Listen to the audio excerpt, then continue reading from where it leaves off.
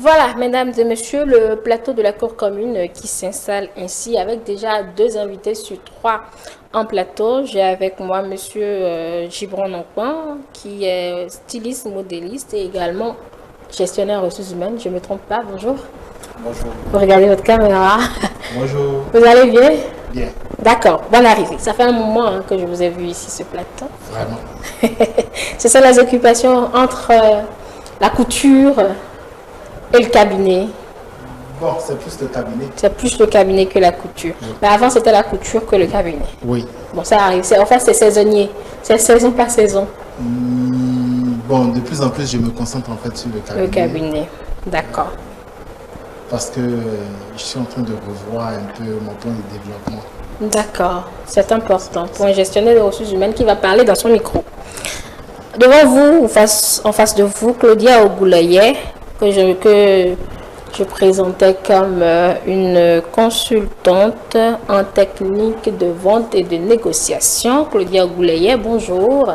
Bonjour Yann, comment vous allez? Ça va bien et vous? Ça va bien. D'accord. Bon, pour les téléspectateurs, j'ai aussi un prénom qui est Liane. Bon, elle me connaît Liane dans une autre vie. Allez. Alors, on va y aller avec notre thématique. Le client est roi jusqu'où? Voilà la thématique en débat. Vous êtes tous des sachants dans le domaine. C'est pour évoquer bien évidemment l'importance de la satisfaction du client. Cette accession vous inspire quoi, monsieur Nampman? Le client, il est roi. On l'entend dire. Bon, avant de dire que le client est roi, c'est déjà parti de comment on obtient un client. Et de qui est le client ici? Ça, c'est vrai. De qui il est. Vraiment. Donc, si nous allons parler d'abord de qui est le client c'est quelqu'un d'abord qui achète ou dont disons, nos besoins, donc ce que nous Vous rapprochez votre fournissons micro comme pour qu'on puisse mieux vous entendre. Voilà. Oui. Ok. Le client est quelqu'un d'abord qui achète ce que nous vendons ou qui souscrit à un service en fait que nous fournissons. Ok. Donc, d'ores et déjà qu'il souscrit à ce service ou qu'il achète le service, c'est qu'il doit être satisfait de ce qu'il obtient.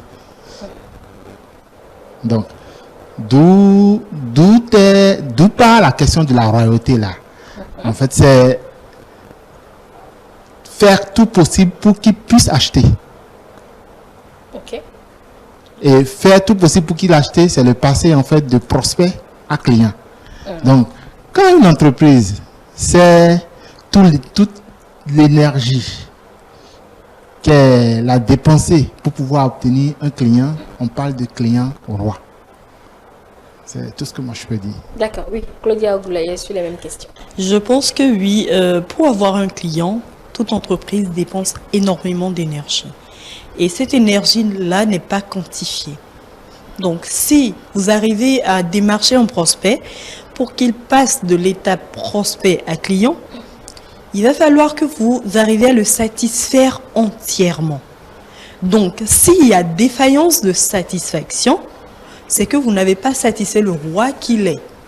Vous avez failli à votre tâche. Vous n'avez pas tenu la promesse que vous avez faite en lui proposant votre produit ou votre service. Et donc, à partir de ce moment, il peut décider de ce que il ne continue plus d'acheter chez vous ou il ne vous recommandera plus un prospect ou un client XYZ. Et à partir de ce moment également, il peut se dire, je vais vous saper votre notoriété, je peux dégrader votre positionnement sur le marché. Et donc, c'est pour ça qu'on dit, un client, il est roi. Parce qu'il décide de votre vie ou de votre survie. Mais comment est-il érigé en roi? C'est-à-dire, c'est parce qu'il vient s'offrir mes services, enfin, je me mets dans la peau d'un vendeur, c'est parce qu'il vient s'offrir mes services qu'il est roi, mais pourtant, ce n'est pas un don qu'il fait. C'est un achat, donc je lui rends également en retour un service. Oui, mais au-delà du service que vous lui rendez, il n'est pas obligé de vous choisir comme entreprise auprès de laquelle acheter. Il n'est pas obligé de vous choisir vous. Vous avez des concurrents auprès desquels il peut aller se procurer un produit XYZ. Et donc, pourquoi il vous choisit vous? Si vous choisit vous, il vient au grade de roi. Vous comprenez? Parce qu'il décide, lui, face à tous vos concurrents, de se dire, je préfère aller chez lui. Et qu'est-ce que fait un roi? Le roi choisit qui il prend comme sujet, il choisit la vie de ses sujets. Bien sûr. Il décide de la vie ou de la mort de ses sujets. Donc, si celui qui vient investir dans votre entreprise, vous le considérez comme le roi, c'est qu'il a, il a le pouvoir de continuer par vous faire exister ou le pouvoir de vous faire disparaître. C'est ce que je peux donner comme... D'accord. Sur la même question, M. Nakwa, comment a-t-il érigé en roi? Il devient roi, comme l'a dit Mme Claudia, de sa décision d'achat. Dès qu'il décide de vous rejoindre et de commencer en fait par contribuer à votre chiffre d'affaires, c'est qu'il contribue à votre existence. Et dès qu'il contribue à votre existence, c'est que vous devez le choyer. Donc plus vous le choyez, plus il est un roi. Ouais. C'est vrai que, bon, après on va aborder le revers, mais tant qu'il contribue à l'existence de la société, c'est qu'il est un roi. D'accord. Allez, Monsieur Habib Rodonou nous a rejoint, que je vais saluer. Il a voulu passer votre micro pour qu'il puisse intervenir. Monsieur Rodonou, vous êtes recruteur.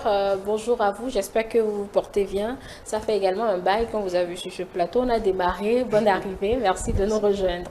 Merci, Madame Togola. J'espère que vous allez bien. Oui, ça va. Merci. D'accord. Le client, il est roi.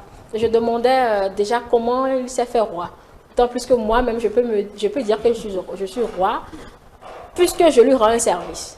Qu'il paie certes, mais je lui rends également un service. C'est vrai. Le client est roi, on ira d'abord sur l'étymologie. Qu'est-ce qu'un roi? Un roi, c'est un chef souverain. C'est quelqu'un qui est chef dans un domaine donné et qui ne fait pas de concessions et qui est autoritaire. Donc, le client devient roi chez vous à partir d'une période N+1. Lorsque vous venez à constater un certain nombre de choses, d'une part, vous réalisez qu'au sein de votre entreprise, c'est lui qui fait que le volume de vente de votre produit ou de votre marque commence pas à se développer ou même commence pas à augmenter à une période N+1. D'autre part, vous réalisez que grâce à lui, votre part de marché commence pas à se développer parce que son groupe d'appartenance, son groupe de référence, ses amis et autres le suivent et donc viennent payer chez vous. Troisième facteur qui peut permettre à ce que nous puissions dire que le client est roi, le client devient roi, c'est lorsque vous réalisez que c'est grâce à lui que votre chiffre d'affaires, à une période N+1, commence donc alors à s'augmenter. Donc, de ce fait, sur un produit donné, sur un service donné, vous réalisez que c'est lui qui vous accompagne à atteindre votre marché, à atteindre votre objectif. Donc, du coup, même si vous ne venez pas à l'élire comme roi, c'est qu'il est d'office votre roi, il est d'office un roi dans ce domaine-là. Raison pour laquelle parfois on peut dire, et on dit par exemple le roi de shawarma, le roi des épices, le roi de telle chose. Et quand vous prenez par exemple une entreprise qui est peut-être dans la cosmétique par exemple, ou une entreprise qui est peut-être dans les vêtements, donc lui chez nous par exemple dans notre prêt-à-porter, lui c'est le roi des costumes par exemple.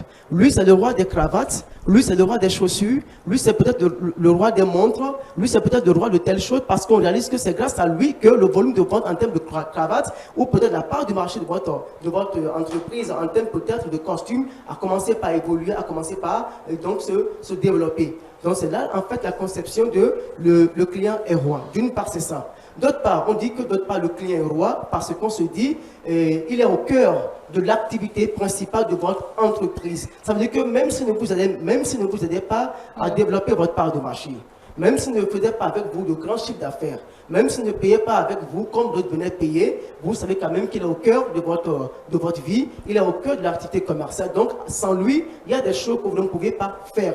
Du coup, il devient du coup pour vous un roi au sein de votre entreprise, c'est-à-dire que c'est avec lui, il faut développer ce qu'on appelle l'approche relation client. Avec lui, il faut voir par exemple comment est-ce qu'on peut satisfaire son besoin. Avec lui, il faut aller chercher quelles sont ses doléances, quelles sont ses plaintes, comment est-ce qu'en réalité on peut parvenir à pouvoir améliorer sa doléance, comment on peut parvenir dans une période donnée à pouvoir quand même corriger ce qu'il demande, même s'il faut des mesures, même s'il faut des conceptions sur mesure pour lui faire plaisir, pour l'amener. Donc du coup, il devient roi. Donc la conception, le client est roi, nous l'avons selon moi sur deux approches. L'approche où c'est lui qui vous fait réussir votre part de marché, l'approche où peut-être il n'y a pas de concession, mais vous savez que vous ne pouvez pas faire sans lui, et donc du coup, c'est qui devient votre roi. D'accord. En fait, pour faire simple, c'est parce qu'il est indispensable à l'évolution de l'entreprise. Oui, monsieur Nanton, vous voulez réagir à ce que disait monsieur Rodon? Monsieur Rodon nous parlait de roi du shawarma, roi. Bon, moi, je ne suis pas tout à fait d'accord. Je n'étais pas tout à fait d'accord. Et il a développé, il a fait un développement qui parle des clients internes. C'est-à-dire, mais ce n'est pas vraiment ça. Quand on parle de clients rois, ça vient du dehors. Okay. C'est-à-dire, c'est ce que nous offrons à ceux qui sont dehors et qui viennent acheter chez nous ou qui viennent souscrire à un service chez nous. Pas à l'intérieur. Le commercial peut être quelqu'un qui fait développer le business. Mais ça ne veut pas dire que c'est lui le roi de la maison. Il est à l'interne. Mais parmi ses clients, il va dire, lui, il est un roi parce qu'il achète beaucoup.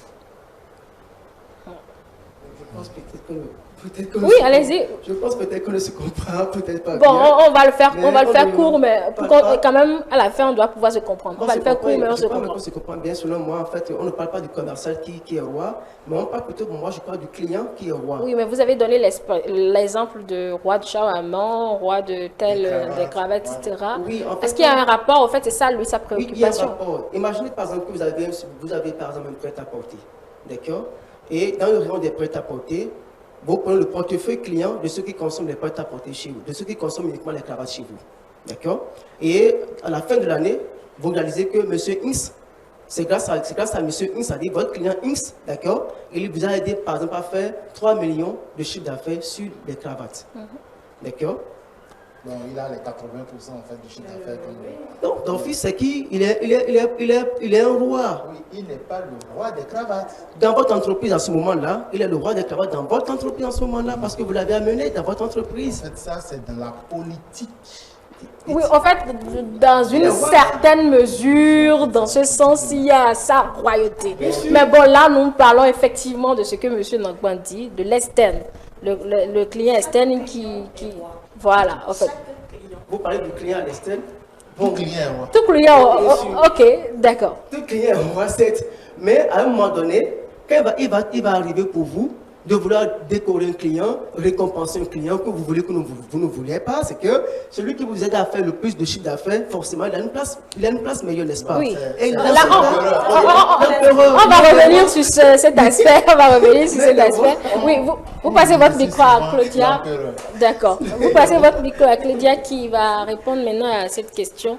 On a tous dit que le client, il est roi parce qu'il est indispensable et cela renvoie à la notion de satisfaction. Est-ce qu'il est obligé d'être satisfait? Ah oui, totalement, je dis bien. Parce que le client qui arrive chez vous et qui décide d'investir ses économies ou les sous qu'il peut allouer à d'autres choses chez vous, dans votre activité, a pour obligation d'être satisfait. Et ça, en fait, c'est ce que perdent de vue toute entreprise et malheureusement la plupart des entrepreneurs de nos jours perdent cela de vue.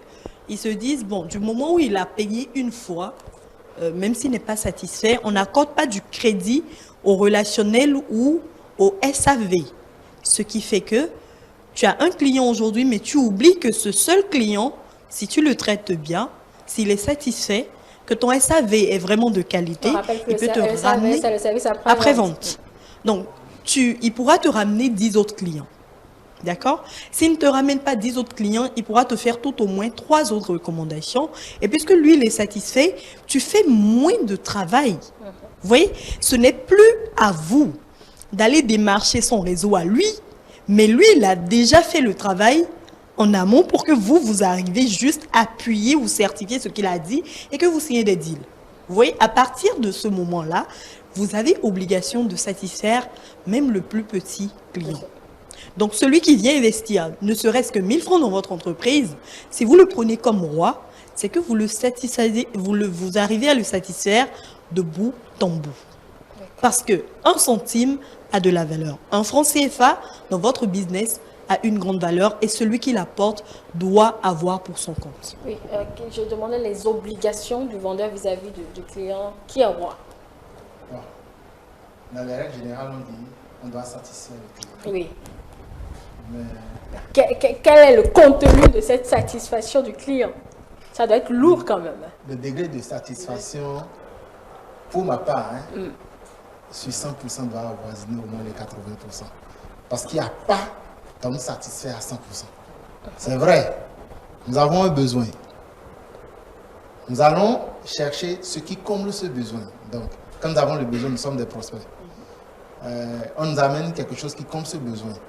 Mais en satisfaisant cette envie que nous avons, ça peut encore déclencher en fait un autre besoin. Donc, ce qui se passe, c'est quoi? Le client, la satisfaction du client, oui, il doit être satisfait pas à 100%, mais il doit être satisfait à 100% par rapport au produit qu'il a acheté ou par rapport au service qu'il a souscrit. C'est ce que moi je dis. D'accord. Satisfait à 100%, enfin, tout au moins à 80% du service auquel il a souscrit. Oui. Parce qu'on ne peut pas le satisfaire à 100%. 100%. Il peut avoir encore d'autres besoins après être satisfait du précédent service demandé. Oui, sur la même question. Le client ne peut pas être à 100% satisfait, ce n'est pas possible. Mais l'entreprise travaille régulièrement afin de pouvoir permettre au client de pouvoir avoir le maximum de satisfaction dont il a besoin. Tout comme on dit d'ailleurs en économie que l'homme est un éternel insatisfait, de la même manière, le client ne peut pas être à 100% insatisfait.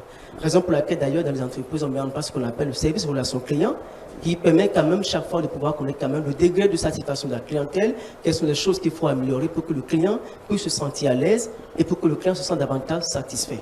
Et je pense qu'aujourd'hui que lorsque le client, même s'il ne venait pas trouver 70%, 80% de son désir de satisfaction, je pense quand même qu'il reste beaucoup plus accrocheur près de l'entreprise et on travaille davantage pour le fidéliser afin que son degré de satisfaction, même si il ne parvenait pas à l'obtenir, que quand même ce rêve, parce que chez le client, il y a ce qu'on appelle le rêve de se voir satisfaire un jour. Le rêve de savoir que l'entreprise continue de travailler pour lui accorder le maximum de satisfaction dont il a besoin. D'accord. Ok. Vous avez quelque chose à rajouter? Non. Ok. D'accord. Alors, abordons maintenant le nœud de notre question. Quelles sont les limites de sa royauté? Parce que c'est ça la question, il est roi, mais jusqu'où? Très bonne question, c'est vrai. Le client est roi, c'est vrai, mais ce n'est pas parce qu'il est roi qu'il doit se permettre dans une entreprise ou qu'il doit se permettre dans le service qu'on lui accorde, tout ce qu'il y a comme désordre, par exemple. Le client est roi, mais dans son désir de réclamer, par exemple, le service, de réclamer, par exemple, une satisfaction, il a l'obligation de respecter la politique, par exemple, de l'entreprise, la politique marketing de l'entreprise. Il a l'obligation de respecter comment présenter sa plainte, comment présenter sa doléance, par exemple. Le client est roi, c'est vrai, mais ça ne lui confère pas ce pouvoir de pouvoir sortir pour aller saboter l'entreprise au dehors, par exemple. Donc, le titre de roi dont le client bénéficie au sein de l'entreprise ne lui permet pas d'aller contre l'entreprise. Mais au contraire, ça lui permet de travailler pour que l'entreprise puisse davantage réussir. Vous savez, de nos jours, l'adage, le client est roi, le client est roi, le client est roi, nous avons découvert certains clients qui, sous, disons, cette citation, cette maxime, passent par cette citation, cette maxime, et peuvent venir payer chez vous, par exemple, et faire du bruit. Ils peuvent venir payer chez vous, par exemple, et crier. Oui, venir faire à crédit. Venir payer chez vous, voilà, pourquoi pas payer à crédit et se refuser même le droit de rembourser, pourquoi pas, n'est-ce pas? Donc ça ne nous donne pas, en fait, ça ne nous donne pas le droit quand même de passer sous cette maxime, cette citation, et pour venir faire du désordre, par exemple, quand l'entreprise allait saboter le produit, par exemple, non, pas du tout. Donc, il y a de la limite dans ce qu'on appelle le client est roi. D'accord. C'est ça. Monsieur Nanko. Ok. Les limites de son pouvoir. Moi, je dirais quoi? Qu'est-ce qui fait que le client est roi? c'est parce qu'il contribue au chiffre d'affaires. Oui. Et quand il contribue au chiffre d'affaires, c'est qu'il contribue à l'évolution de l'entreprise. Donc, il perd son titre de roi quand il commence par ne plus contribuer à ça. C'est-à-dire quoi? Il ne contribue plus à l'évolution de l'entreprise. C'est-à-dire tout ce qu'il fait va au... Bon, disons, pas totalement... Bon, amène à tuer l'entreprise. Parce que, en temps, on dit quoi? Le client aide l'entreprise à vivre. Ouais. Mais quand tout ce qu'il commence par faire amène à ce que l'entreprise meurt, c'est qu'il n'est plus roi. Ok. D'accord. D'où le fait qu'on va mettre en place maintenant des stratégies douces pour le pousser petit à petit dehors. Là, c'est que son pouvoir n'a plus d'effet au Il n'a fait. plus d'effet. C'est le grand nœud en fait. Le client, oui, il est roi, mais il peut perdre sa royauté à tout moment. C'est clair, quoi, et c'est simple. D'accord. Quand je prends quelqu'un, par exemple, un client que vous avez, mais qui n'est pas solvable, qui tout le temps, en fait, vient acheter à crédit. Même si c'est la propre famille, parfois, en fait, nous avons des business, des startups où nous avons un membre de notre famille. Est-ce que tu peux, dans la couture, est-ce que tu peux me coudre 2 ou 3 choses? Oui. Première fois, il ne paye pas. Deuxième fois, il est client. Ouais. Quand c'est mal cousu, il vient se plaindre. Mais, la première fois, il est venu se plaindre. Il dit, mais il n'a pas payé. Tu l'as regardé. La deuxième fois, il est venu se plaindre. Il n'y a pas de souci. Il n'a pas payé. La troisième fois, il est satisfait. Mais tu l'aides en fait à sortir de l'entreprise. Parce qu'il ne te permet pas d'évoluer. Évoluer. Claudia Gouleye. J'abonde dans le même sens que M. Nanton. Et je ne vais pas répéter ce qu'il a dit, mais je vais démontrer l'autre revers de la médaille qui fait que, en fait, le client qui est chez vous et qui continue à contribuer, à un moment donné, vous remarquez que les besoins que vous êtes en train de satisfaire à son niveau ne sont plus les besoins qu'il est obligé de satisfaire. D'accord? Donc, à partir de ce moment-là, quand vous lui faites prendre conscience de cela, c'est que vous commencez par lui donner des orientations. Et lui, il ne sait pas qu'il a perdu son titre de royauté, mais le pouvoir est maintenant à votre main, en votre sein, pour lui faire acheter ce que vous pensez que c'est ce qu'il lui faut. Et je crois que les maisons de téléphonie ont très bien compris ce système-là, ce qui fait que quand ils créent, par exemple, sans faire de pub, si vous le permettez, Sans nommer la marque. la plus grande marque qu'on achète partout aujourd'hui, qui Ok. renouvelle son stock chaque année, eux, qu'est-ce qu'ils font? Ils produisent des téléphones et puis ils créent le besoin au niveau du client qui fait que même si c'est un besoin infime, le client se dit, oui, j'ai acheté cette marque, ce numéro-là, mais l'année prochaine, ils vont sortir un nouveau numéro qui fera que il y aura plus de performance. Ils pensent qu'ils sont toujours rois, mais en réalité, ce n'est pas eux les rois, c'est l'entreprise qui est le roi du marché. Mais au prime abord, les premiers téléphones de cette marque qui ont été créés, tous les acheteurs étaient vraiment de grands rois parce qu'ils avaient des exigences que la maison de téléphonie a pris en compte. Vous voyez, on a fait d'eux des rois, ils en ont abusé jusqu'au moment où la téléphonie s'est rendue compte, la maison de téléphonie s'est rendue compte que j'ai des acheteurs compulsifs. Des personnes qui en veulent tout le temps, tout le temps, tout le temps. Et donc, de quoi est-ce qu'ils ont besoin dans leur quotidien pour être pleinement satisfaits? Et donc là, on change de fusil d'épaule et ce n'est plus le client qui décide de ce qu'il achète, mais c'est l'entreprise qui décide de ce qu'il impose au client. Et on ne produit qu'une marque de téléphone et qui dure sur toute une année. Et bon, le client se rend compte que bon, je suis obligé d'acheter parce que j'aime cette marque, j'aime telle chose, mais il pense qu'il est toujours roi alors que non. Bon, ça, c'est vraiment le revers de la la médaille. Bon, ça, c'est parce que l'entreprise a su capter Oui. le besoin et a rendu cette fois-ci le client dépendant, pratiquement Totalement. dépendant.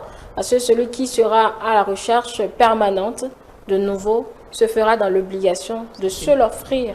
Alors, tout ce que vous voulez rajouter quelque chose. Oui, en fait, je donne un exemple terre à terre hein, pour étayer ce que Mme Claudia a dit.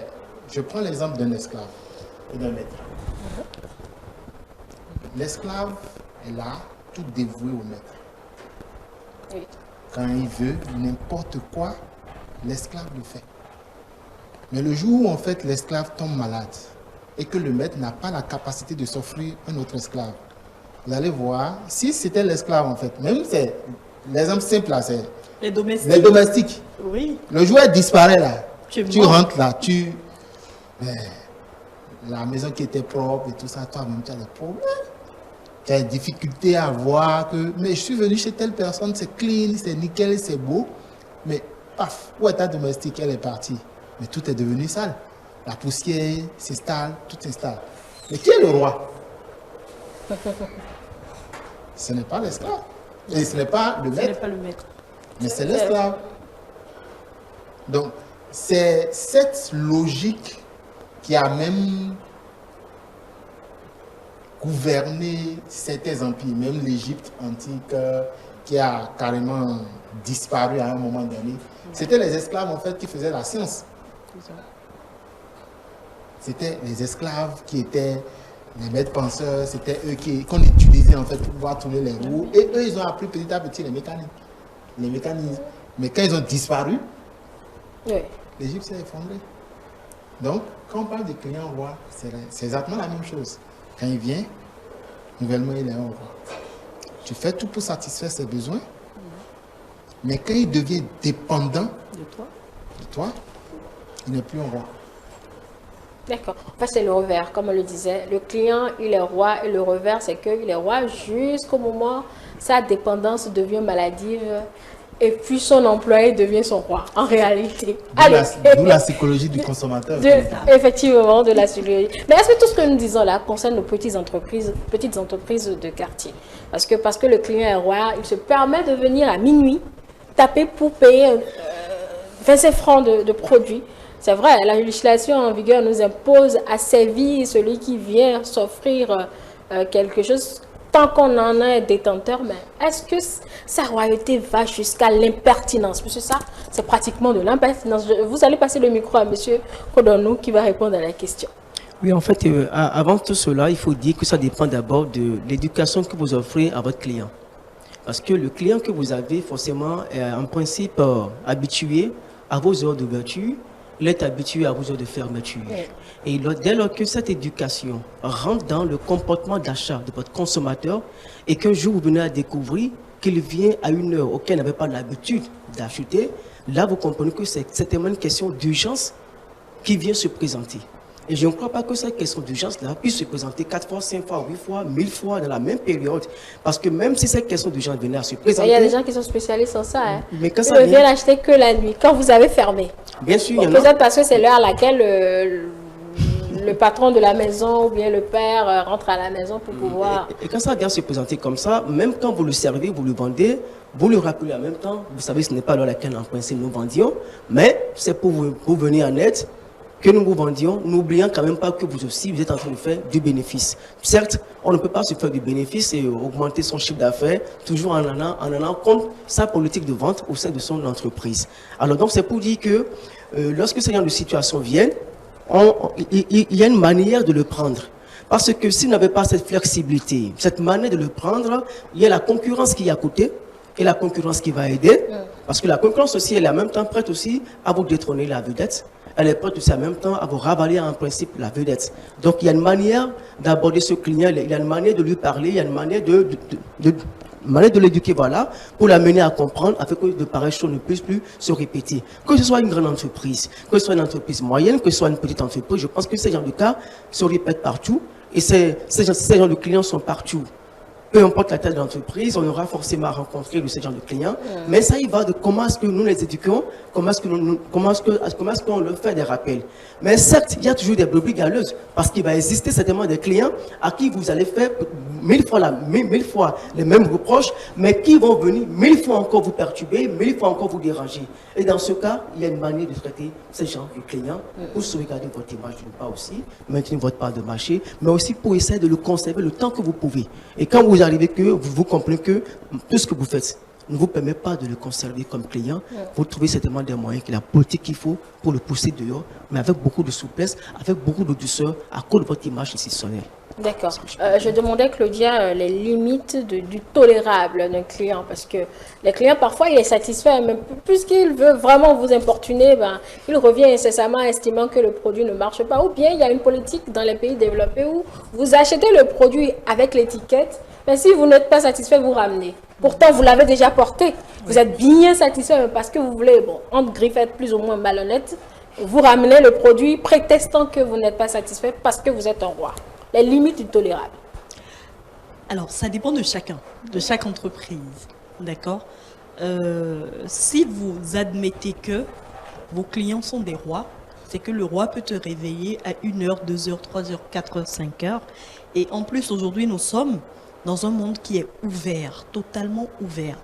Donc, puisque je ne suis pas tenu uniquement de vendre physiquement comme ça, il peut avoir un client XYZ avec lequel j'ai travaillé la semaine dernière, qui a souscrit à une offre ou acheté un produit, mais lui, en fonction de son fuseau horaire, me réveille à 4 heures du matin.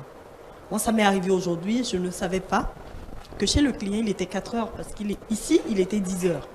Et je l'ai appelé, il a décroché, il dit, il est 4 heures chez moi. Et je me suis excusée. Vous voyez un peu? Mais moi, je dis, du moment où j'ai une entreprise et j'ai faim, quand je dis faim, je n'ai pas faim de nourriture, j'ai faim de travailler, j'ai faim de régler des besoins auprès des prospects, je tolère le maximum. Si j'ai des horaires d'ouverture, il y a ce qu'on appelle les extras. Si je suis par exemple dans un secteur où je pratique du service, je sais que les heures extras sont facturées à tel taux. Et je me charge d'informer mes clients. Le premier client qui m'aborde ou le client qui m'aborde pour une première fois et qui va en extra, je peux ne pas le faire payer, mais je lui explique que là, vous êtes allé en extra et normalement, je devais vous facturer. Mais ce n'est pas grave, la prochaine fois, on verra bien. Puisque vous êtes un roi, les rois sont toujours bienvenus chez moi. C'est une technique de captation et de rétention de la clientèle. Mais si je vois que le client qui vient me voir se tolère des choses qui ne me conviennent pas, qui ne vont pas avec ma vision, mes valeurs, mes missions, je peux simplement le mettre en veille. Donc, on a dans des entreprises des portefeuilles dormants. Ok. D'accord? Des portefeuilles, on sait que ce client-là, c'est un client qui se permet l'intolérable, mais on ne le vire pas. Donc, moi, je ne suis pas pour la politique de pousser le client à la porte. Non. Parce que je me dis, peut-être aujourd'hui, il me fatigue. Vous risquez de ne plus avoir de vie. Non, j'aurai de la vie parce que je continuerai à chercher, à renouveler le portefeuille. Mais ce client-là, je peux le maintenir en veille et à un moment donné, j'aurai besoin de lui où il va prendre conscience de ce que ce comportement que j'ai vis-à-vis de cette entreprise, c'est que je ne rentre pas, je n'arrive pas à résoudre les problèmes que j'ai et je suis obligée de changer de comportement. Mais si il va dans 3 entreprises et 2 le virent, mais vous ne le virez pas, à un moment donné, il fera son introspection, il va se demander, mais pourquoi on m'a viré des 2 autres entreprises? Et cette entreprise-là ne me vire pas, mais tient quand même à discuter avec moi, à échanger avec moi. Quand je les appelle, ils répondent, sauf qu'ils ne rendent pas le service que je demande. Et à partir de ce moment, il vous appréciera, il vous remerciera du fait que vous l'ayez choisi, il restera avec vous, il va vous recommander d'autres clients. Et c'est à partir de ce moment-là que la vente devient intéressante. Parce que je dis, la vente, c'est un jeu d'échecs. Si tu refuses de perdre, tu ne gagneras pas. Il faudra que tu te mettes suffisamment en danger. Il y a des clients qui sont des clients très difficiles. Et quand vous arrivez à les conquérir, vous conquérez tout ce qui est portefeuille, tout ce qui est réseau. Et ils vous envoient tout leur répertoire ou les clients de qualité qui sont dans leur répertoire et donc des clients qui sont si difficiles mais qui sont capables de vous apporter au-delà du chiffre que vous espérez avec eux. Voilà ce que je peux dire. D'accord. Monsieur Anatman, c'est à vous. Il n'y a rien qui soit tolérable, il n'y a rien qui soit intolérable. Vous ramenez un peu le micro, voilà. C'est-à-dire, tout part de la stratégie de l'entreprise. Il n'y a rien qui soit tolérable, il n'y a rien qui soit intolérable. Quand la concurrence est forte, on veut tout tolérer. Oui. Mais quand il n'y a pas de concurrence, on a le monopole. On a le monopole du marché. Maintenant, il y a encore le revers. On peut tuer la concurrence pour ne pas tolérer tout. C'est ça. Oui. Ouais. Donc, tout part de la stratégie, en fait. Le client est roi, certes, il est chez nous. Mais il vient perturber notre organisation. OK. Est-ce que nous allons développer une stratégie dédiée à ce type de client? Et est-ce que, parce que, comprenez quelque chose, hein, un client qui vient faire quelque chose ou qui pose un acte, soyez sûr que cet acte est un besoin latent chez d'autres clients. Et dans la stratégie marketing, certains évaluent. Lui, il est venu faire ça. On envoie une enquête, on fait une enquête de satisfaction ou une étude pour voir si beaucoup sont intéressés par ce qu'il est venu faire. Mais autrement, si beaucoup adhèrent à ça, on crée un service additionnel. Par exemple, je donne un exemple bête. Dans les entreprises de mode, si nous devons suivre la réglementation, c'est du lundi À samedi. à samedi au plus tard. Samedi à 16h au plus tard, c'est déjà fini. Mais tous nos clients, c'est de 8h à 20h au plus tard. 18h30, mais 20h au plus tard. Comment ça? Et si moi j'ai une urgence le lendemain et je Tous dois nos clients, pour la déposer plupart un du temps, tissu. finissent à 18h, Ok. 19h, 20h, 21h. Même minuit. Même Il y a- minuit. il y a des gens qui Mais il y a finissent à des minuit. urgences. Ouais. C'est-à-dire ils veulent tout le temps aller à telle manifestation, le dimanche, le samedi. Mais en fait, ils ne finissent pas à temps. Oui. Donc, techniquement, quand tu es dans le secteur de la mode, qu'est-ce que tu fais? Tu vois quel mécanisme mettre en place pour recevoir tes clients après les heures. Donc, mais en journée, il y a certains qui viennent te déranger. C'est l'heure du travail. Normalement, vous devez être là. Oui. Si ce mécanisme-là te permet en fait de faire 80% de ton chiffre d'affaires, pourquoi ne pas le conserver? Donc, tout part des besoins du client. Et si ce besoin qu'il a et qui perturbe votre organisation ou bien votre routine habituelle n'est pas un besoin généralisé ou un besoin latent chez plusieurs personnes, le mieux, c'est de le mettre en veille, comme on le dit. Et de lui dire, bon, peut-être qu'il y a un concurrent qui est prêt à accepter ça.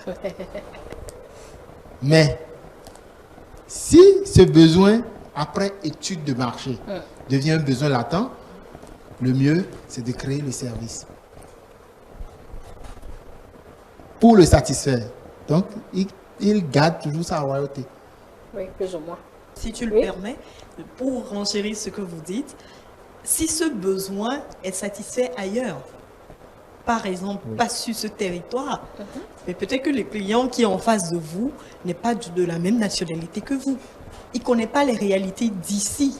Et donc, le comportement qu'il a, vous trouvez le comportement déplacé, mais sous ses cieux à lui, c'est factuel, quoi. Donc, à partir de ce moment-là, c'est à vous de vous réajuster par rapport à ce client-là et voir comment est-ce que vous allez créer ce besoin auprès des clients du même profil que lui pour que ce ne soit pas une perte pour vous.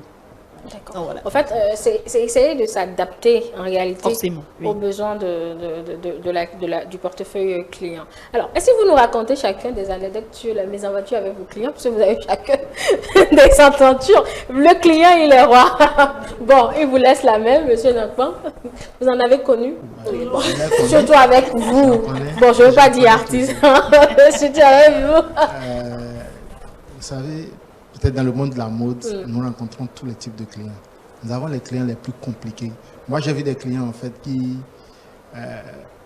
à l'essayage comme ça, ils peuvent fondre en larmes devant vous, hein, devant le miroir. Ils vont commencer par pleurer à chaudes larmes. Pourquoi? Vous avez gâté son tissu? Même si tu n'as pas gâté ton tissu, s'il n'est pas satisfait de ce que lui-même il a choisi. Ah. Parfois, vous avez des clients qui viennent, qui choisissent le modèle sans tenir compte de leur morphologie. Oui. Vous leur parlez, mais Ils ils ne veulent pas écouter. Ouf. Et à la fin, en fait, quand ils se mettent dedans, patraque, ils commencent par C'est une pleurer. déception.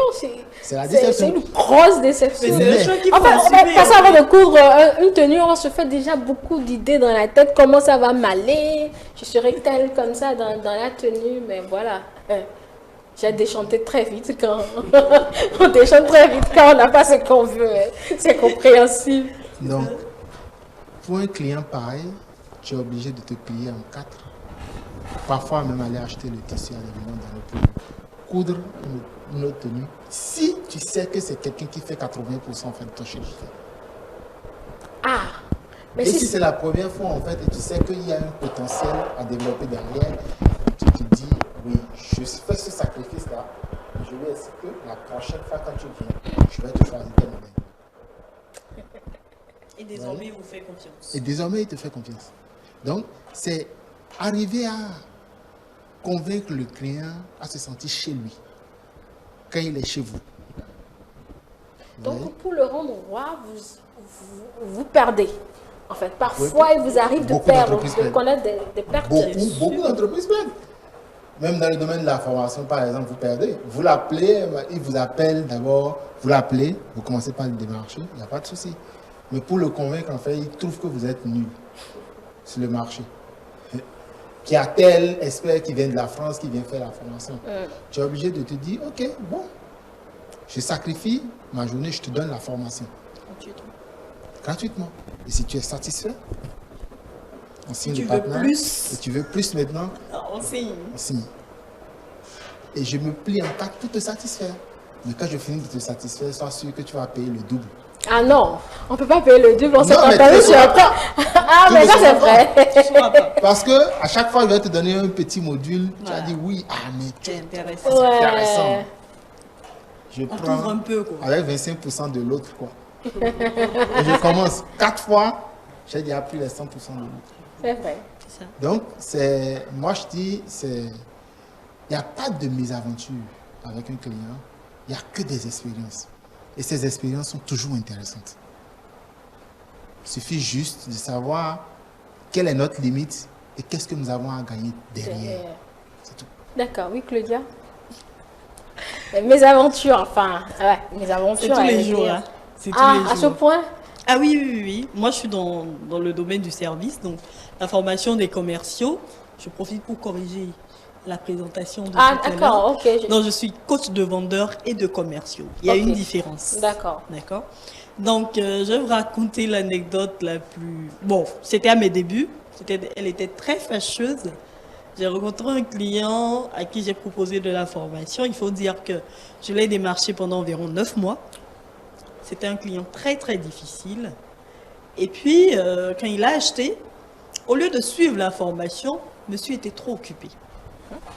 D'accord? Et lui, il se libère à un moment où moi, je suis appelée sur des missions. D'accord? Et quand je suis sur des missions, je suis extrêmement prise et extrêmement fatiguée à la fin de la journée. Et c'est à partir de ce moment-là que monsieur t'appelle et commence par te gronder. Ah, mais vous êtes des incompétents, vous êtes des vendeurs de rêves, des vendeurs d'illusions. Mais vous, là, je vais vous dénoncer. Et je le laisse parler parce que j'étais déjà fatiguée. Et je dis, bon, ok, demain, je vous donne rendez-vous. On va avoir une séance de coaching à telle heure. J'ai pris mon heure de pause pour lui donner un rendez-vous. Et monsieur ne se pointe pas. Et il se pointe après l'heure. Et il me rappelle la nuit pour me dire, mais lui s'est pointé. Et je dis, mais monsieur, je vous ai dit 13h GMT. 13h GMT, c'est pas... C'est universel. 13 GMT, c'est universel. Il me dit, ah non, que lui n'a pas entendu. Je dis, ok. Je dis, bon, vous avez besoin de telle chose. On procède de telle manière. Et il vous faut tel document. Il me dit, non, puisque je n'ai pas fait les séances, vous m'offrez le document. Mais puisque je trouve que c'est un client qui a les moyens, qui est exigeant et difficile, je dis, bon, ok, c'est pas grave. Je lui offre le document et maintenant je l'invite sur une formation en présentiel. Et il me dit, Claudia, puisque j'ai été un bon client, je ne sais pas si c'est moi qui l'ai informé de cela, je viens avec 2 amis. Mais ces amis-là, tu les prends aussi gratuitement. Donc, je vais faire la formation de 250 000 francs. Je vais faire 3 tickets Zéro. gratuits à 0. Waouh.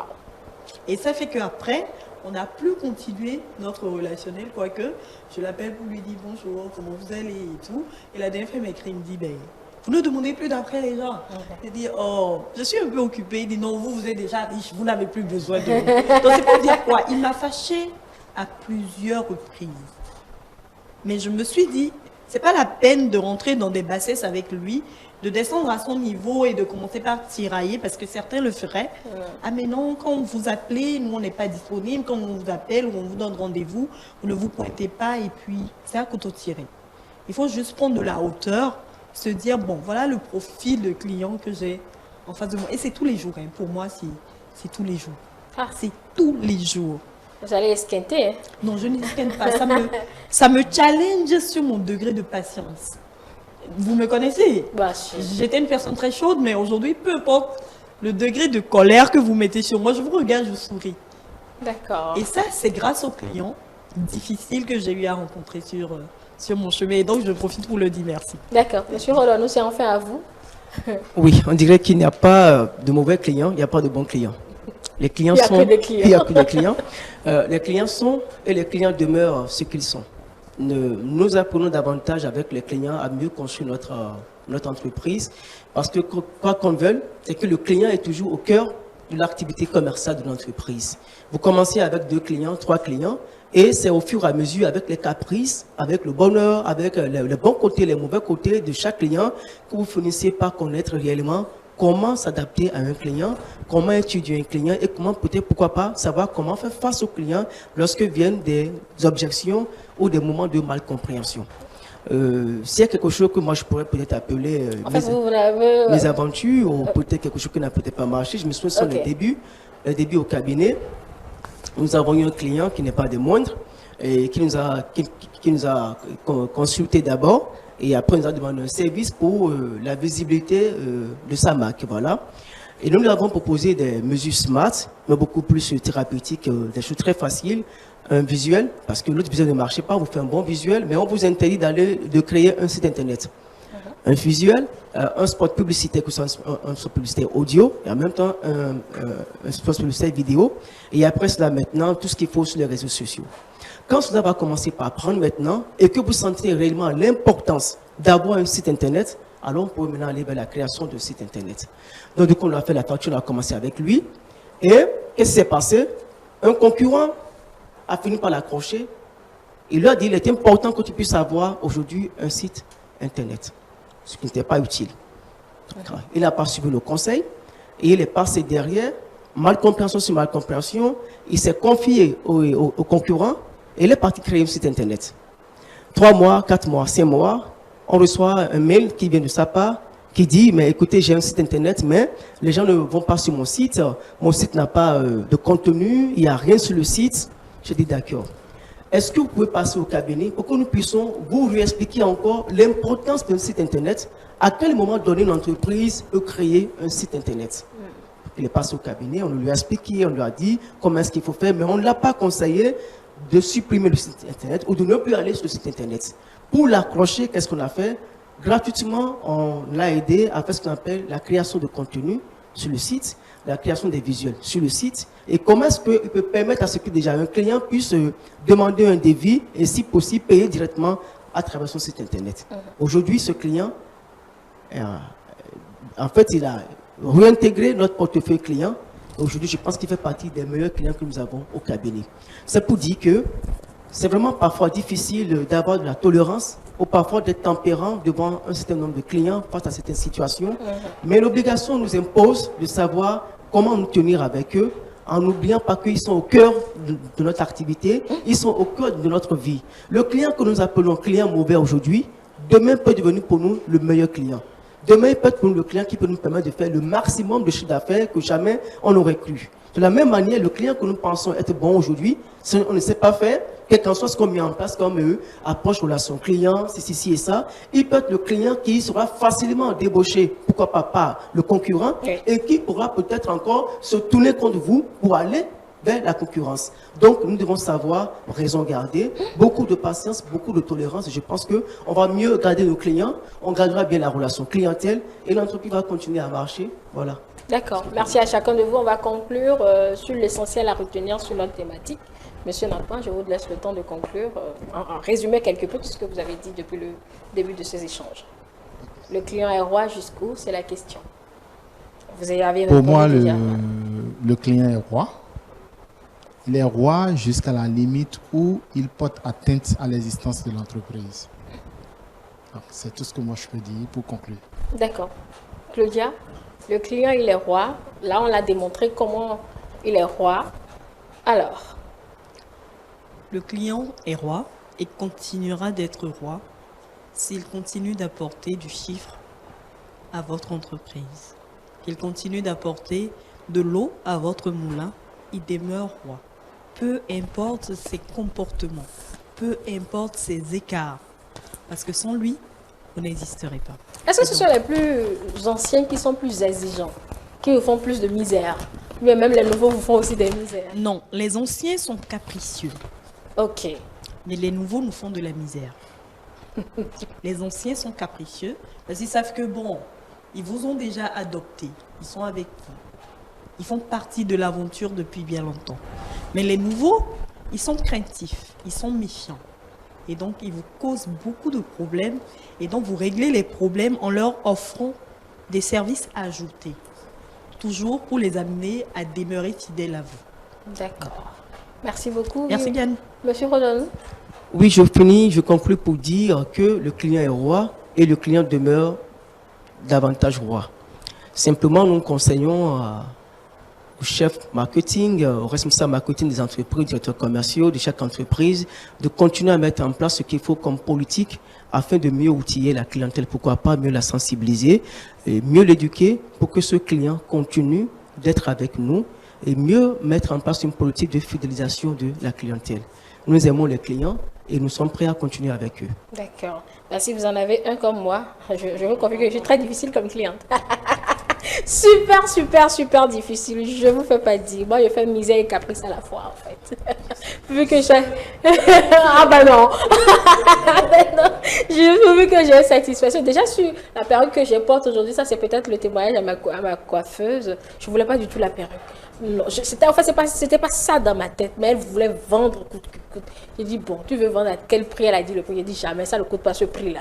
J'ai totalement descendu le prix. Malgré ça, elle a encore accepté. Je la côtoie depuis au moins 7 ans, hein, 7 à 10 ans. Elle a accepté. J'ai dit, bon, en plus, ça ne me plaît pas. Au fait, c'est la perruque qui ne me plaît pas, j'ai pas envie. Elle dit, bon, si je te fais, ça ne te plaît pas, je laisse tomber, tu n'achètes pas et c'est à mes frais. Elle a fait, ça m'a plu, j'ai pris et puis je suis partie. Bon, je ne sais pas si elle m'a pris les prix 2 fois. Hein.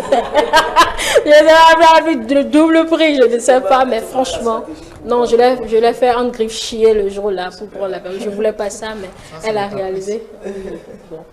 C'est un caprice. Ce sont des caprices en fait. Je suis une capricieuse. Allez, merci à chacun de vous. On retient que le client, il demeure roi, puisqu'il a besoin de vous, puisque vous en avez besoin pour développer votre entreprise. On retient essentiellement que, quel que soit son caprice, il faut essayer d'adapter son entreprise à cela. Observer un peu votre clientèle pour pouvoir vous adapter. Voilà ce qu'on peut dire sur cette question, mesdames et messieurs. On a encore quelques petites minutes. On va finir avec le jeu. On fait la courte pause et je vous explique les conditions du jeu.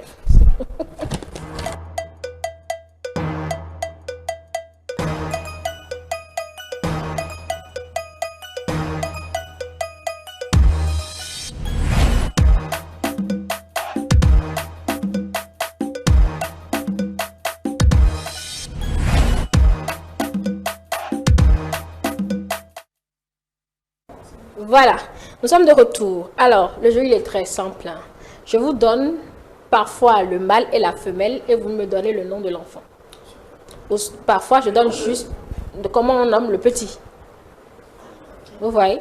Mais des fois, je peux juste donner le mâle, vous me donnez et la femelle et le petit. C'est selon mon feeling, en fait. Qui veut démarrer? On est obligé de jouer? Oui. Oui. Si tu gagnes, tu sais ce que je t'offre. Maintenant, pour eux, si vous gagnez, qu'est-ce que vous voulez? Monsieur Nokpan. Tout ce que vous avez. Je prends engagement devant témoin d'être votre client. Et je vous promets la misère. Je vous promets en même temps la misère. C'est bon? Bon, monsieur Ronanou, je ne sais pas ce que je vais vous offrir. Mais vous savez, on va aller dans le coin à côté. Voilà. Qui commence? Qui commence? Claudia, tu te jettes là. Ma gauche vous jette la pierre. Donc vous prenez la main. Normalement, c'est entre allons-y. vous. J'aime Voilà, bien voilà, prendre Claudia. Allons-y. Ah là là là là, Claudia. La question facile. Hein. Ah ben si. On fait le tri. Oui. Alors, quand je dis le taureau, la femelle et le petit. Taureau, Oui, le taureau. la vache, Le petit, le veau. mais c'est facile. Ah, merci, monsieur Nampin. Merci. Reste deuxième question. Ça, c'est un chouïa compliqué. Le bélier, Le bouc, non.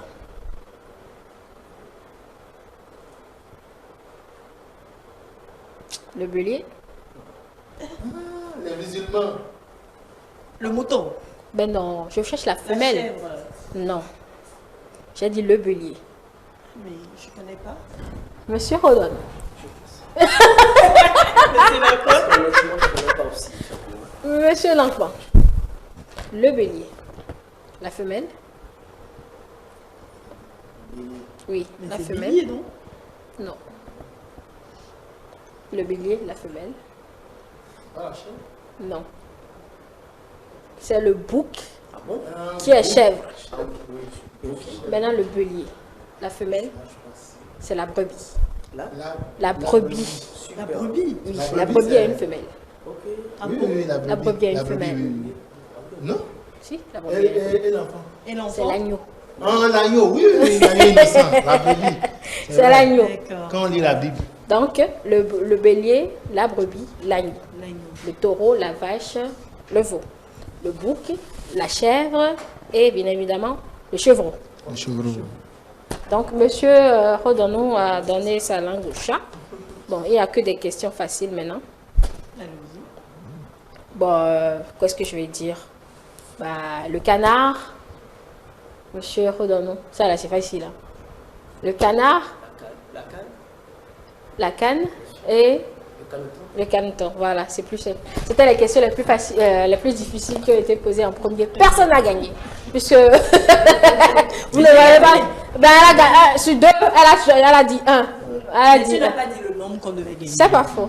Donc, j'ai gagné. Je me suis prise à mon propre piège. Donc demain.